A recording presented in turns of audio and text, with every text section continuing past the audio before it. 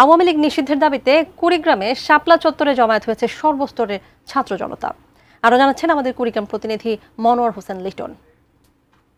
আওয়ামী লীগকে নিষিদ্ধ করার দাবিতে কুড়িগ্রামের শাপলা চত্বরে এই মুহূর্তে কিন্তু অবস্থান কর্মসূচি গ্রহণ করছে সাধারণ ছাত্র জনতা। এখানে যে রাস্তা আছে সেই রাস্তাগুলি এখন কিন্তু বন্ধ আছে, গাড়ি ঘোড়া সব বন্ধ আছে তাদের অবস্থান কর্মসূচি গ্রহণ করার কারণে। আমরা দেখেছি এই যে ছাত্র জনতা তারা কিন্তু বলছে যে আওয়ামী লীগকে অবশ্যই নিষিদ্ধ করতে হবে, তাকে নিষিদ্ধ না করা পর্যন্ত তাদের এই অবস্থান কর্মসূচি তারা কিন্তু চালাবে, তেমনটি কিন্তু তারা বলছে।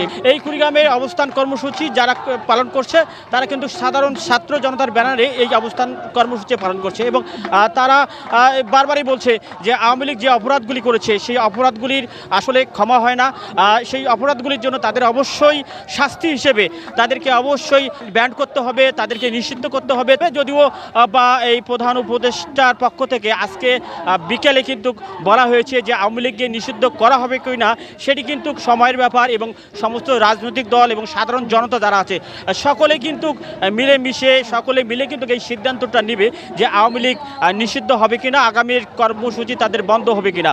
এই ছিল আমার হাতে কুড়িগ্রামে ছাত্র জনতার যে অবস্থান কর্মসূচি এইটার সর্বশেষ খবর।